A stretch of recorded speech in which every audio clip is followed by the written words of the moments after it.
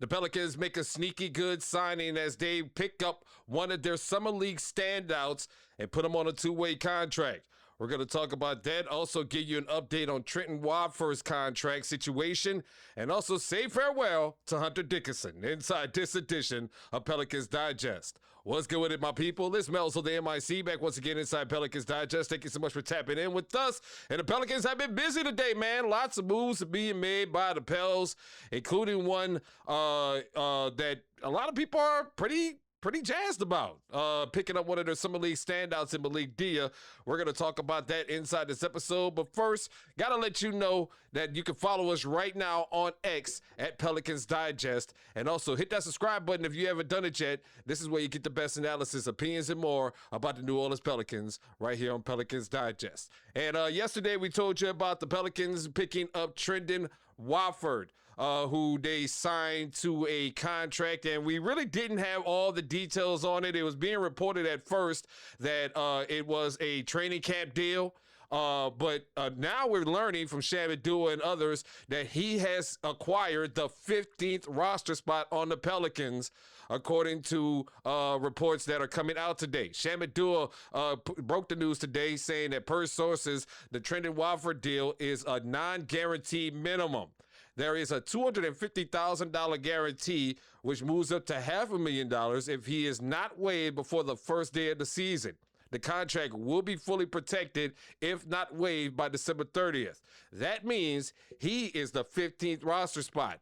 And when he was pressed further about that question, as far as what does that do for some of the other guys that may have been promised a roster spot or a chance to get on the roster, like Kobe Buffkin and Christian Koloko, he says that a $250,000 guarantee is light, so Buffkin and Koloko, who have been promised a chance to make the roster, can still have a good camp and replace him.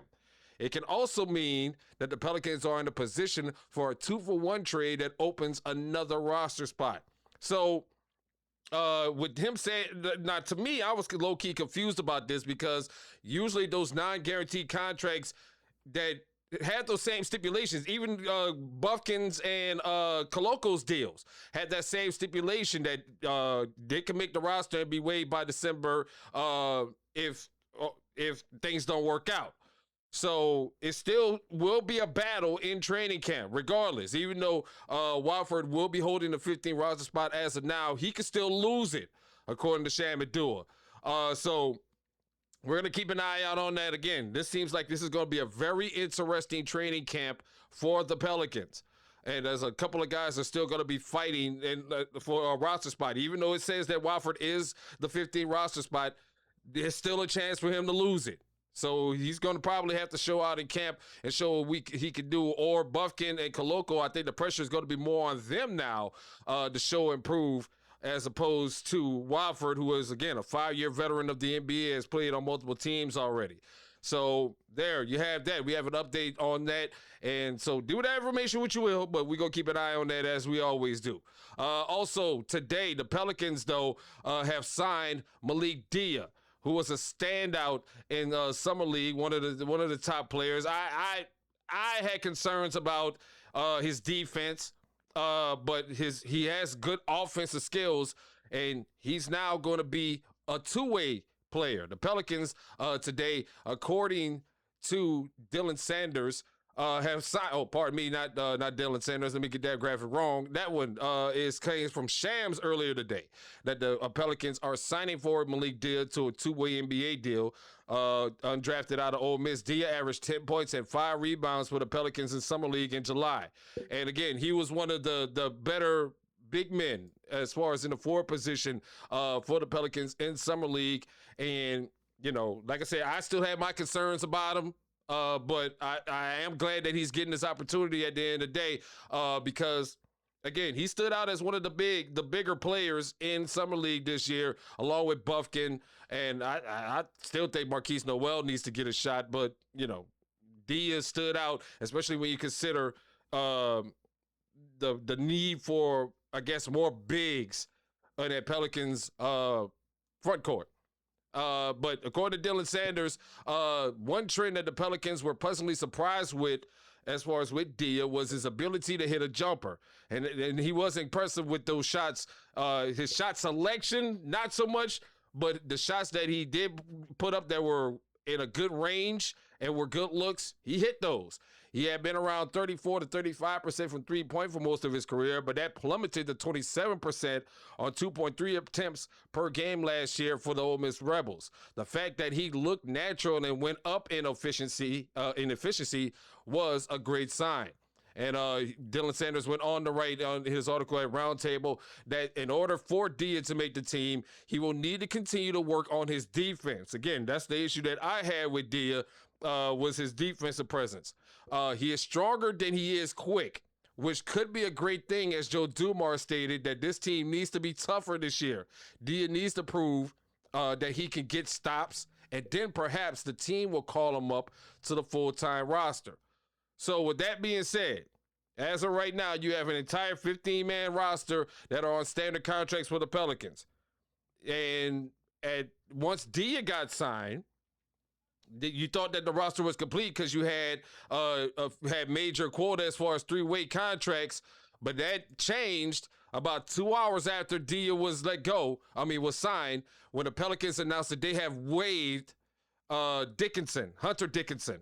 Who was also signed to a two-way contract earlier at the start of camp, but now he is gone. According to Mike A. Scotto, who wrote about this, like I said, 2 hours after Dia got signed, that the Pelicans have waived two-way center Hunter Dickinson. The former Michigan and Kansas star averaged 17 points on 59% shooting from the field and 39% from three-point range, with 10 rebounds and 2 assists in the G League last season.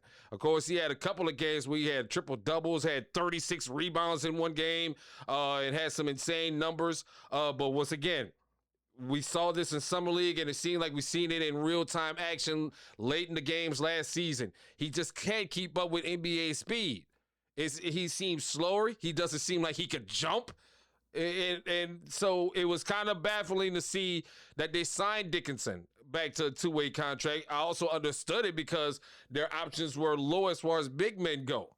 But now that you've picked up Dia, who, is about 6'10", 6'11", somewhere in that range, who has a better shooting profile than an ability to score at other levels of the court than Dickinson. Dickinson had been working on that three and hitting his threes here and there.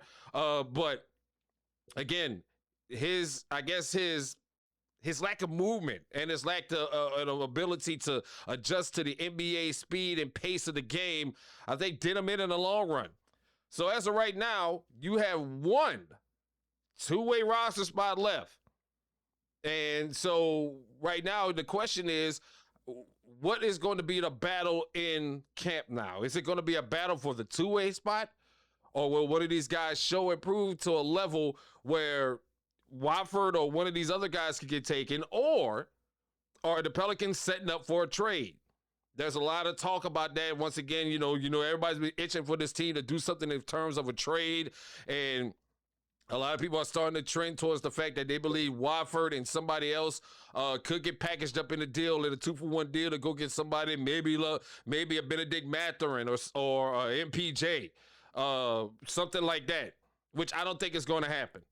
I don't think they're going to package these guys up unless there's a deal, like we said before, that actually benefits the Pelicans in this situation.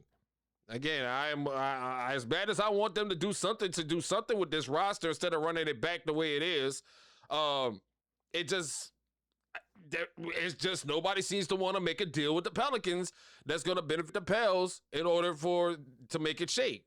So, lots of moves being made this afternoon, and a lot of changes coming to the roster. But again, I still think this is going to be one of the most fascinating training camps in a while for the Pelicans, because now you got Buffkin, you got Koloko, you got Watford, you got Dia, you got Jean-Pierre Jr., who's also on a two-way contract, and you're going to have one two-way contract that's going to be up for grabs at the end of training camp.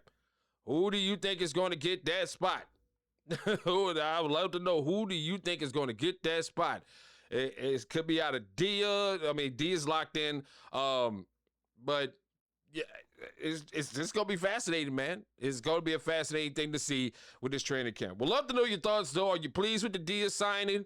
A lot of people seem already posted up in the post section of the channel already. A lot of people seem to be happy with that signing. I'm pleased with it. I'm pleased with it, but we'd love to know your thoughts on this signing. Clap back with your thoughts in the comments, and don't forget that you can hit us up on X right now at Pelicans Digest. You can follow us on that right now, and we'll keep you updated around the clock with the latest news, rumors, reports, anything that's going on with the New Orleans Pelicans.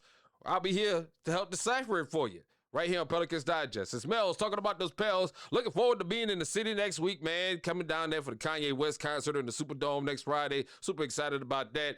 And, man, getting my tickets ready for the season tickets and the season, and we're ready to rock, man. I hope you are too. It's Melz talking about those Pels. I'll holla at you.